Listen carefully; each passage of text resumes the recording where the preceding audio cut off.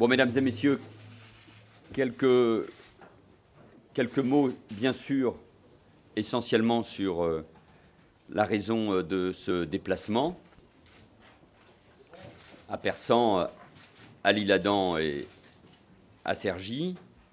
Depuis lundi dernier, depuis le 2 septembre, une nouvelle série de redéploiement police-gendarmerie est effective.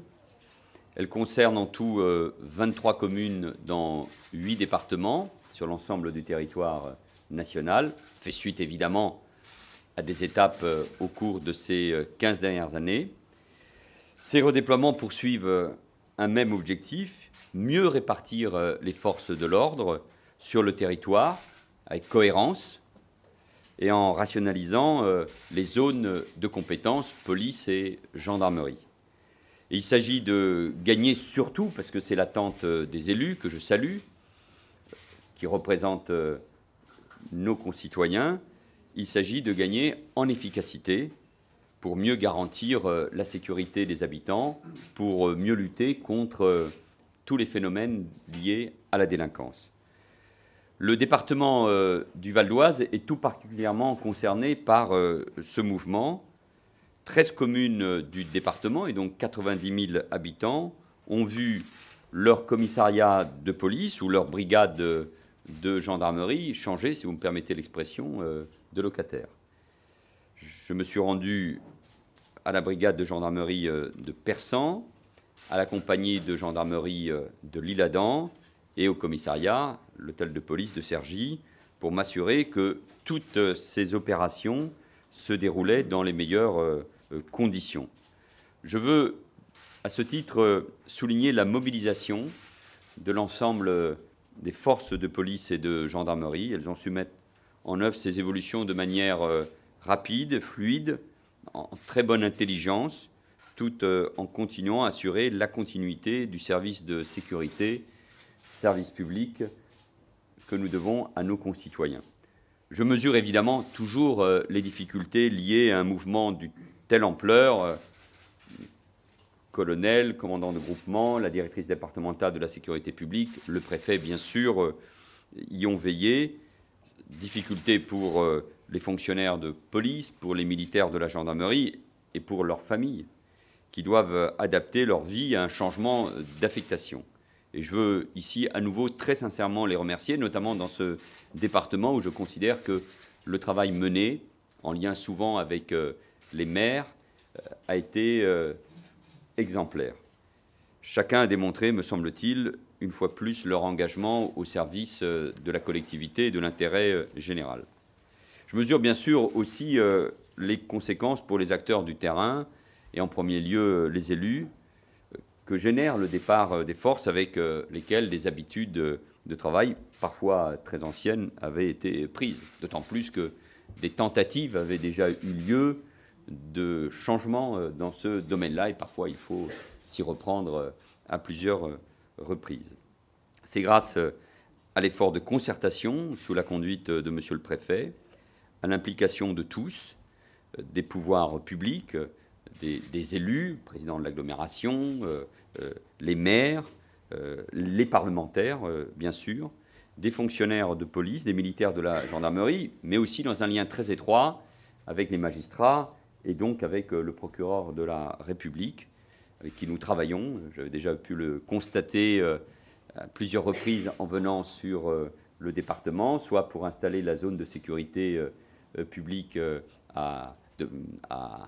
police à Louvres, et puis il y a peu de temps d'ailleurs à Hermont, dans un travail très important pour nous qui est l'accueil des victimes, et notamment la violence faite aux femmes. Nous étions venus avec Najat Vallaud-Belkacem, et je constate toujours avec beaucoup d'intérêt, c'est le cas ici, la présence de psychologues, de travailleurs sociaux, conseils généraux. Les collectivités sont d'ailleurs des partenaires importants pour mieux accueillir les victimes et les orienter davantage. Bref, c'est grâce à cet engagement collectif, qui doit aussi beaucoup aux directeurs généraux, Claude Balland, directeur général police nationale, et à Denis Févier, le général, directeur de la gendarmerie nationale, que ces redéploiements se sont parfaitement déroulée. Vous le savez, les formes de la délinquance ont évolué et continuent à évoluer. Il y a bien sûr les grands réseaux organisés, mais c'est d'abord une délinquance de proximité que nos concitoyens sont confrontés. Cambriolage, vol, parfois avec violence ou à main armée. Cette délinquance est souvent le fait d'individus très jeunes, mineurs, et dans des villes très jeunes, nous savons ce que cela veut dire, de plus en plus déterminés. Des faits de violence familiale, je viens de le dire, sont également signalés. Face à ces mutations de la délinquance, nous devons adapter en permanence notre capacité de réponse. Il en va de la sécurité de nos concitoyens, de la tranquillité de nos villes et de nos villages et de l'égalité entre nos territoires. La sécurité est un droit, c'est une valeur, c'est un droit. Et mon rôle de ministre de l'Intérieur, c'est de m'assurer que partout, sur l'ensemble du territoire, nos concitoyens bénéficient tous, sans distinction, de ce même droit et de cette même réponse. Et cette exigence est bien sûr au cœur de notre pacte républicain. Dans le Val d'Oise, le redéploiement des forces de police et de gendarmerie donne lieu à un transfert de compétences croisées et à une réorganisation globale des 2 compagnies de gendarmerie. Dans l'agglomération de Cergy-Pontoise, la zone de compétence de la police nationale est élargie à 7 communes, coïncidant désormais avec le périmètre de la communauté d'agglomération, qui est très grande, qui compte beaucoup d'habitants, un centre commercial important, de nombreuses gares, de grandes écoles, et qui nécessite donc une cohérence du dispositif de sécurité. De manière symétrique, et même si les 2 opérations sont indépendantes, la circonscription de sécurité publique de Persan-Beaumont devient entièrement zone de compétence de la gendarmerie nationale. Ces transferts se réalisent selon une règle simple, garantir que tout transfert se traduira par un dispositif de sécurité publique au moins équivalent à celui existant aujourd'hui. De plus, et je tiens à le souligner, aucune ville n'est privée de son implantation immobilière, qu'il s'agisse d'un commissariat ou d'une brigade de gendarmerie. Bien au contraire, nous essayons d'améliorer la présence physique des forces de l'ordre. Et donc rien n'est concédé en matière d'accueil des victimes, d'occupation de la voie publique, de délai d'intervention ou de capacité de mobilisation sur un événement particulier. À Persan, le commissariat est transformé en brigade de gendarmerie. Il méritera évidemment un rafraîchissement. Celle-ci est ouverte 7 jours sur 7, 24 heures sur 24, avec un effectif de 40 militaires. Sur le même secteur, 13 autres gendarmes forment la brigade de proximité de Beaumont-sur-Oise, dans l'actuelle caserne de gendarmerie, dont les locaux administratifs sont réhabilités. L'Isle-Adam, qui accueille une brigade territoriale autonome de 24 militaires, devient également le chef-lieu de la compagnie de gendarmerie et se rapproche ainsi de son périmètre d'action par rapport à son ancienne localisation d'Argenteuil. Vous voyez bien que, malgré mon lien avec cette ville, je suis capable d'imposer d'abord l'intérêt général par rapport aux souvenirs. Et ce déplacement est un gage d'une plus grande proximité, d'une plus grande simplicité pour le travail des militaires de ce secteur. Enfin, et dans la même logique de cohérence territoriale, le peloton de surveillance et d'intervention de la gendarmerie, fort de 30 militaires et situé jusqu'à là à Taverny, se rapproche du nouveau chef-lieu à Parmain. De même, de manière croisée, dans l'agglomération de Cergy-Pontoise, les policiers du commissariat central, qui viennent d'accueillir à leur tête le commissaire divisionnaire Lessy, ont maintenant en charge, je le disais, l'intégralité de l'agglomération. Jouy-le-Moutier est maintenant pourvu d'un commissariat subdivisionnaire en lieu et place de la brigade de gendarmerie. Il est lui aussi ouvert 24 heures sur 24 et rassemble 60 policiers. Et en outre, un commissariat de secteur est créé, Madame le maire, à Courdimanche, avec 12 fonctionnaires. Ces évolutions permettent de ne plus avoir à Persan un îlot sous la responsabilité de la police au milieu de la zone gendarmerie, de mettre un terme à Cergy-Pontoise, un chevauchement complexe entre les 2 forces de sécurité. Ces évolutions s'inscrivent dans un schéma global qui vise à concentrer les forces de police dans les zones urbaines les plus denses et en voie de densification, et les forces de gendarmerie sur des territoires ou sur les zones que je désignerai précisément par les territoires, c'est-à-dire bien entendu les territoires ruraux et les bourgs, mais pas seulement, c'est évident pour Persan.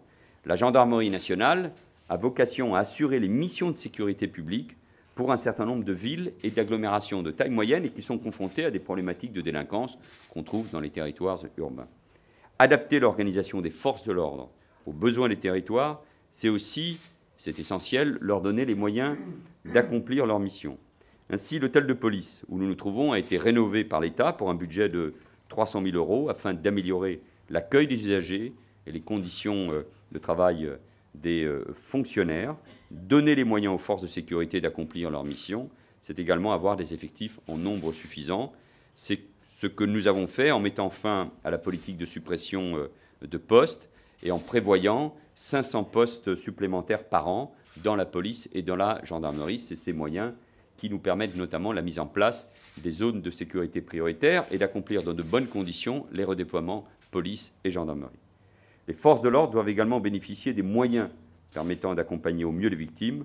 Ainsi, je veux le souligner, dans le département du Val-d'Oise, ce sont 6 intervenants sociaux qui peuvent apporter aide et soutien. Et je souligne encore une fois la qualité dans ce domaine-là de la relation avec les collectivités territoriales et notamment avec le Conseil général. Donner des moyens aux forces de sécurité, c'est enfin développer l'emploi des nouvelles technologies. Ici même, la salle dédiée que je viens de visiter à l'information et commandement permet de géolocaliser les forces de police pour organiser la prévention et les interventions de manière toujours plus performante et dans un lien là aussi avec les dispositifs que les villes ont mis également en place, vidéo-tranquillité, vidéoprotection, vidéosurveillance.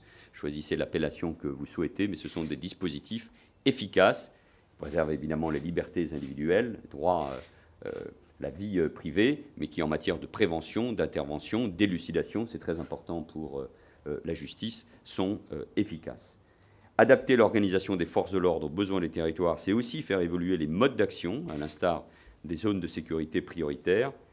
Il y a un an, nous avons décidé la création de 3 LSP dans le département du Val-d'Oise, Argenteuil, en zone police autour du quartier du Val d'Argent, à Sarcelles et à Garges-les-Gonesse, en zone police également autour des quartiers Joliot-Curie et Dame-Blanche, et enfin en zone gendarmerie sur l'ensemble des communes des Fosses, de Fos et de Loup. Voilà, mesdames et messieurs, cette vague de redéploiement vient donc compléter les évolutions en cours qui permettent de répondre plus efficacement aux mutations, aux évolutions de la délinquance, à la violence qui existe dans la société. Nous l'évoquions il y a un instant avec Alain Richard, que je salue bien évidemment.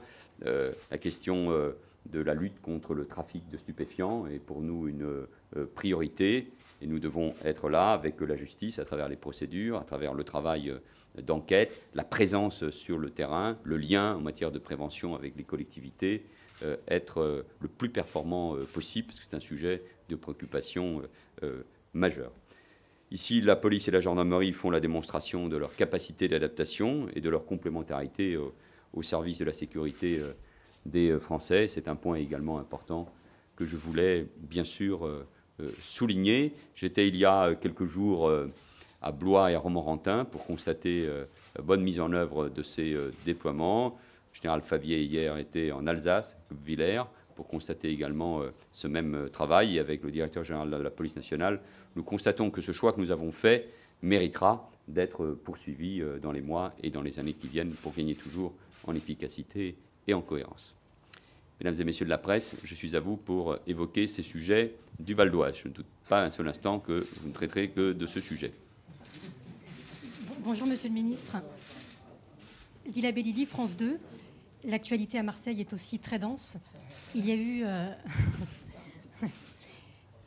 une prise d'otage il y a quelques semaines dans un hôpital. Est-ce que vous comptez prendre des mesures particulières? Je pense notamment, pourquoi pas, une présence policière, comme l'ont évoqué certains syndicats de médecins. Oui, Marseille est la deuxième ville de France et je suis heureux d'en parler de nouveau ici à Cergy-Pontoise. Mais qui mérite aussi toute notre considération. C'est la deuxième ville de France. C'est une ville qui est engagée dans une année importante pour elle, consacrée à la culture, avec des réalisations tout à fait remarquables. C'est une ville qui mérite aussi de la mesure quand on traite de cette question.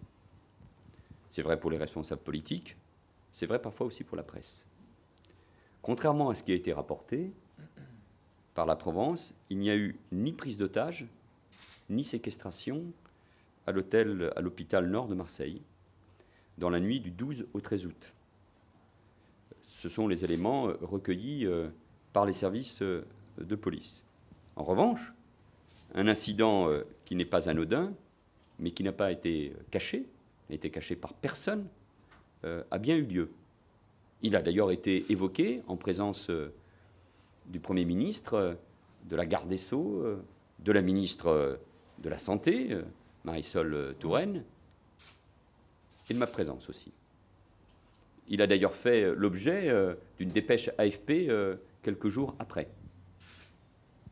Un patient bien connu de la justice, hospitalisé pour des blessures par balle et redoutant d'être à nouveau victime d'une tentative de meurtre, aurait été vu avec une arme et aurait sommé le personnel de ne rien dire sur la présence de celle-ci. Ce sont des faits graves, mais les mots ont leur importance. Une prise d'otage, c'est un mot. Ça vaut, donc chaque mot qui est utilisé est important. Alertés, les policiers sont intervenus, mais n'ont pas retrouvé l'arme après pourtant une fouille minutieuse des lieux. Aucun membre du personnel, ni la direction des hôpitaux de Marseille, n'ont souhaité, jusqu'à aujourd'hui, porter plainte. Je dois dire également qu'à l'occasion de notre rencontre avec le personnel médical à Marseille, je viens de l'évoquer en présence du Premier ministre, cette affaire, le 20 août, avait été évoquée, mais seulement dans les termes et avec les éléments que je viens de vous indiquer. Bien sûr, il faut comprendre et partager l'émotion et l'inquiétude du personnel médical en France, médecins, infirmiers ou encore aides-soignants, confrontés régulièrement à la violence qui ronge notre société. Elle n'est pas nouvelle, ni à Marseille, ni ailleurs. Et parce que nous sommes pleinement conscients de la difficulté, de la dangerosité parfois de leur mission, nous avons souhaité, et nous l'avons annoncé hier avec Marisol Touraine, réfléchir, mettre en place, modifier et renforcer des dispositifs qui doivent permettre aux forces de police et de gendarmerie de mieux protéger celles et ceux qui œuvrent au quotidien pour soulager les souffrances de nos concitoyens et dans une étroite collaboration avec les personnels de la santé. D'ailleurs, une convention qui lie les hôpitaux de Marseille à la préfecture de police de Marseille était fin août en cours de discussion. Elle doit permettre d'améliorer les dispositifs. Il s'agit de rien nier de la violence qui existe dans notre société. Elle est là, malheureusement. Il s'agit d'apporter des réponses et de ne pas transformer en permanence Marseille comme le centre du débat sur les questions de sécurité. Et chacun, je le dis, a sa part de responsabilité. Moi, j'assume les miennes, mettre des effectifs supplémentaires, comme nous l'avons fait depuis un an sur Marseille, de nouvelles méthodes de travail, mais chacun doit veiller aussi à raison garder sur ce qui se passe sur la ville de Marseille. Cindy Hubert, RTL. Plus précisément sur Marseille, Lille on vient d'annoncer que des renforts policiers allaient arriver à Lille. Le maire de Marseille dit que lui n'en obtient qu'au compte-gouttes. Je viens de parler du fait qu'il fallait garder la maîtrise des mots. Moi, je ne souhaite polémiquer avec personne. Nous venons ici de faire la démonstration sur ce territoire du Val d'Oise avec des maires, des élus qui ont d'abord leur personnalité, qui sont issus de formations politiques différentes, qui ont occupé des responsabilités importantes de ministres, président de la commission des lois, l'ancien président de la commission des affaires étrangères, capables de travailler ensemble. Ça ne veut pas dire que nous sommes d'accord sur tout, mais que nous sommes capables de travailler ensemble. Avec, au fond, un seul objectif, la sécurité de nos concitoyens. Et pour cela, sur ce sujet, comme sur bien d'autres, je crois, nous avons besoin de l'unité. L'unité qui existe sur le terrain, souvent, parce que dans les dispositifs de prévention, comme dans les dispositifs de sécurité, dans les villes, on retrouve souvent les mêmes dispositifs. Il faudrait qu'au plan national, on arrive aussi à travailler ainsi. Marseille a été la première ville à recevoir des renforts massifs de police et de gendarmerie. Alors même que nous avions encore les effets de la baisse des effectifs, 10 700 postes de policiers et de gendarmes supprimés entre 2007 et 2012. Les nouveaux effectifs n'étaient pas encore arrivés, sortis des écoles. D'ailleurs, ça ne sera le cas qu'à la fin de cette année 2013 et au début de l'année 2014. M. Gaudin a parlé de renfort au compte-gouttes. Moi, j'ai beaucoup de considération pour Jean-Claude Gaudin, qui a été en plus ministre de l'aménagement des territoires et de la politique de la ville, donc il connaît ces sujets. Et il ne peut pas oublier qu'en septembre 2012, à la suite du plan gouvernemental pour Marseille décidé par le Premier ministre, 205 policiers ont été affectés en une fois à la sécurité de la ville. 205. Il semble également oublier qu'une compagnie républicaine de sécurité supplémentaire, avec celle qui existait déjà, a été fidélisée sur Marseille. Et au total, aujourd'hui, 3 forces mobiles concourent en permanence à la sécurisation de la ville.